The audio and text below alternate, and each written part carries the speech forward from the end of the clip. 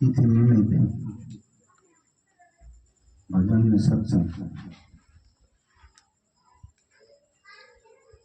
जे બે અઢી કલાક પરમાત્માનું નામ લેવાય બહુ સારું,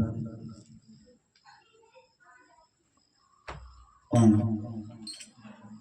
વાણી છે ને તો સત્સંગ જ છે, વાણીઓમાંથી સત્સંગ નીકળે.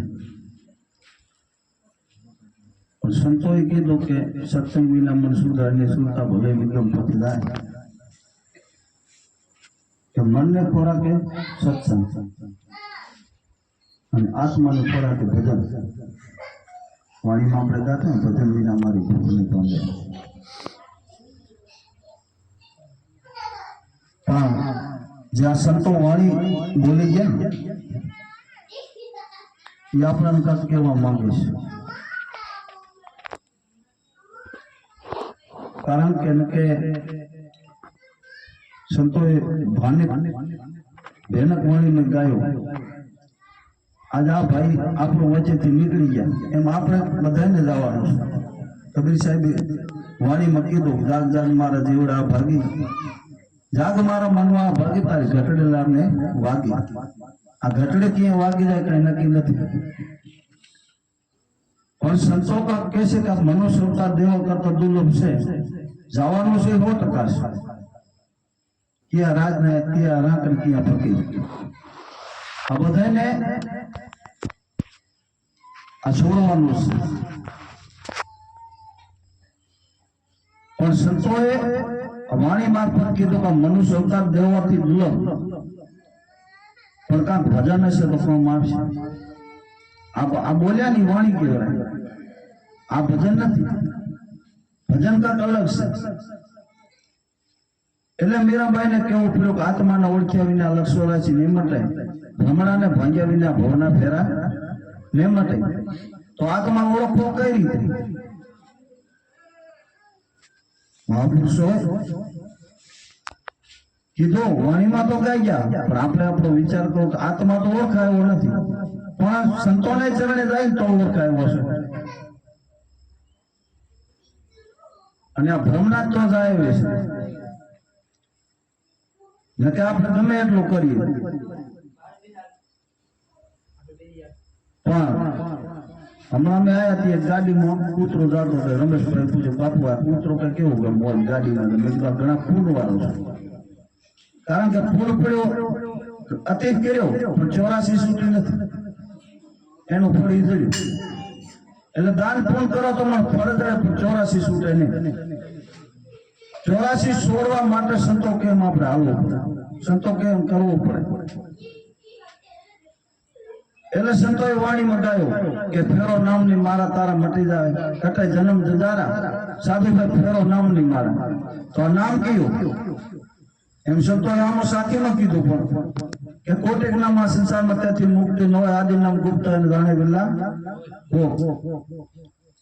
तो संतो पास जाए तो अपना आदि नाम ने बात समझावे, नके समझावे नके करोड़ों से आ जगत ની અંદર નામ કેટલા છે લઈ લઈને કેટલા લેશો? હાલો 5 લેશો 25 લેશો, પણ એનાથી મેળ પડે એવો નથી. એટલે ખીમ સાહેબ ને કેવું પડ્યું કે ગુરુગમ કેરી પૂછી કરલે ઘટે મોહ કા તારા, ઈ તારાને દૂર કરો તો ઘટ ભીતર અજવાળ. અત્યારે ભાઈ હમણાં સાથે બોલ્યા હતા તારે એનો હરી ઢુકડો અડગ રાખે વિશ્વાસ. ખીમ સાહેબ का बाल का कही गया છે ધારી રહે તો એનો ઢુકડો સેટો નથી, આડો પડદો છે. પણ પડદો એમના માટે એમ નથી. ગમે એટલું આપણે બીજું કરી પડદો એમના માટે એમ નથી. જો આ પડદો હેઠો હોય તો સંતોની શરણાગતિ પકડવું પડે. આપણે ઘડી ઘડી જેસલદારીદારના વાલ લૂંટારા નામ લઈએ છે, આના પડદો નતો લ્યો. પણ જ્યાં સંતોને ચરણી જાય મદામજી ભાઈ વાણી એટલા માથાના વાળ એટલા વકરમ કરી વાણી બોલે છે. પણ એ બધું પોકાર્યું થી મેળ પડ્યો. એમ સંતોને પાસે જાય અને આપણે બધું પોકારવું પડશે. અને સંતોની વાત આપણને સમજાવશે તે મેળ પડશે. એટલે ખીમ સાહેબ ને કેવું પડ્યું કે ગુરુગમ કેરી પૂછી કરલે ઘટે મોહ કા તારા, એ તારાને દૂર કરો તો ઘટ ભીતર અજવાળ. તો સેટો નથી. અને કઈ ન કરો તો પછી તો એટલે સંતો આ વાણી મારફત સમજાય. હમણાં રવિ સાહેબ પણ બોલ્યા, લાગ્યા કલેજા સદગુરુને વેદ શું જાણે બ્રહ્મની વાત. આ વેદમાં વાત સમજાય એવી નથી. જો ગુરુ કરેલો તો પાસે સમજાય. જો ગીતામાં પણ આ લખેલ છે, કૃષ્ણ ભગવાને લખ્યો છે કે માટીનું ચોકઠું કરવો, તેના ઉપર દાફલો, તેના ઉપર વાઘજરમ, અણિયદ્ર પર ધ્યાન કરવું. પણ હવે એમનો આપણે ખાલી વાંચી તો આપણને ખબર નથી કે અણિયદ્ર ક્યાં નક્કી થયું. સંતો પાસે જાય તો આપણને શીખડાવે કે અણિયદ્ર આને કહેવાય. એટલેથી પછી ભગવાન બંધ રાખી દીધો કે ગીતામાં લખેલ છે, પણ એમને વાત સમજાવી નથી. એટલે સંતો રવિ સાહેબ બોલ્યા કે લાગ્યા કલેજા સદગુરુના વેદ સુજાણે વહેની વાત. પતિવ્રતા નારી જે પદમણી જાણે પીવું ખાતું, વિચારી નારી હેંડે વલપ તેણ લેખે ખાવે લતું. હવે પતિવ્રતા નારી કે નક્કી દે છે એ આપણે સુરતાની વાત કરી છે કે સુરતાનો સમજને પહેરી જાય ને આ પતિવ્રતા છે, અને એમને રખડે છે ને વિભીષણી છે.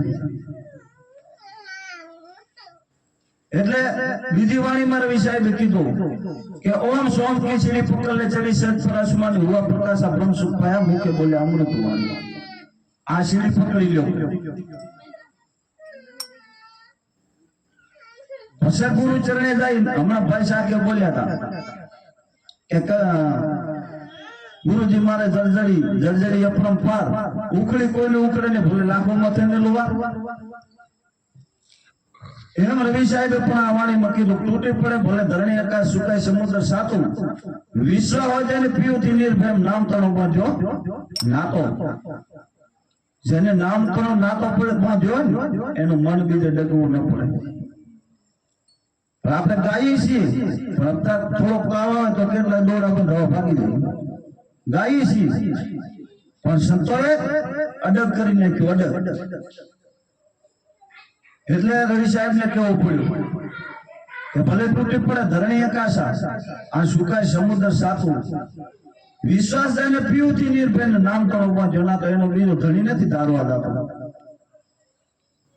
એને બધું નીકળી જાય. કારણ કે પ્રારંભ હોય તો આવે. કીધું કે 3 પ્રકારના ક્રમ છે, સચિન, ક્રિયમણ ને પ્રારંભ. આ ક્રિયમણ અત્યારે જે આપણે કરીએ ક્રિયમણ ક્રમ કહેવાય. સચિન એટલે એનો ભેગો થાય અને પ્રારંભ ભોગવવો પડે. રામને પણ ભોગવવું પડ્યું, કૃષ્ણને પણ ભોગવવું પડ્યું. એમ આપણે બધાને ભોગવવું પડે પ્રારંભ. પણ થોડો ઘણો આવે ને મનને ડગવું પડે. એટલે ગંગા સતી કીધું મેરુ ડગે જેના મનના ડગે ભલે ભાગે ને બ્રહ્માંડ વ્યક્તિ પડે વંશે ની મારા હરિજનના પ્રમાણ. આ કે મારા સંતોના પ્રમાણ છે. અને વિચાર કરો વચન ખાતર હરિચંદ્ર હાટ વેસણા. આપણે નથી તો જલસા છે. ગુરુ એ કોઈ નથી પૂછે એમ લ્યો. પેલો તો ગુરુ પાર કરતા અત્યારે તો આનંદ છે. પેલો તો કેટલી સંતોને કષ્ટ પડી છે. વિચાર તો કરો કે જલારામની એ સમયની અંદર વીરબાઈને મૂકી દીધા, કેટલી કષ્ટ પડી છે. અને આપણે તો સહેજે સહેજે કરવાનું છે. એક નામ આધાર છે, પણ તોય આપણું મન જો એ ઢગી જાય છે. મન કે ક્યાંક કીધું કૃષ્ણ ભગવાને ગીતામાં લખ્યો છે. અર્જુને પૂછ્યું હતું કે મન ચેચર તો કૃષ્ણ ભગવાન ખુદ આ પાડી દે કે હા ચેચર છે, પણ એને અભ્યાસ વડે આ સીધું થાય. તો અભ્યાસ કયો? આ નામની વાત કરી દો. આનો અભ્યાસ હોય ને એટલે ગંગા સતીને કેવું પડ્યું હતું કે ડગલો ભરો તો ગુરુ વચન યાદ કરજો. કે તમે ડગલો ભરો ને તો આ વચન થી બહાર ન જાતા તો ગુરુને ગુરુ વચન ને યાદ કરજો. પછી કીધું પલ પલ મારા પ્રિયોને પારખું, અખંડ દિવસ ને રાત 3 ભવન ખાજો આહુનીશ્વર છે. શું કે પલે પલે મારા પરમાત્માનો પાર ખોલ્યો. હવે આપણને વિચારતા કે અખંડ કીધું એટલે રાતે નહીં ભૂતો ધંધો ને કરતો, પણ એવો નથી.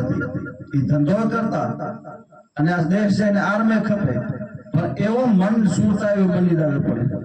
એટલે દાસ સવાએ કીધું કે સુરતા સુગરતા ભેટે તો ઘટમાં સાઈ ભેટે. હું કીધું પણ સુરતા એવું બની જવું પડે. આ પતિવ્રતા બની જાય ને તો નકે નહીં. નકે તો એની વાણીમાં કીધું દાસ સવાએ કે તીરે થોડે બહુ ભંગે જાય બદરીને બેઠે.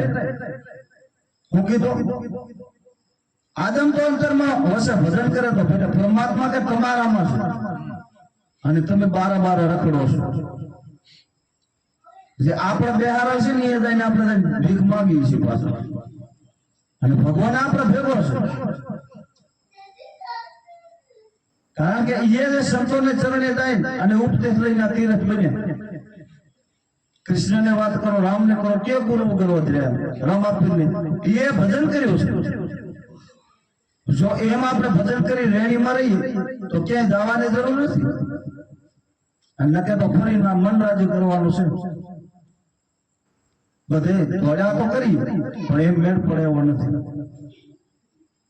જો એમ મેળ પડતો તો પૈસા વાળા ભગવાનને મેળવી લે. આપણા સંતો દોત બધા કેવા થઈ ગયા, ખાવાને હા હતા. કુંભારામ બાપાને કે પાણી રોટલો ખાતા, આવી પરિસ્થિતિ.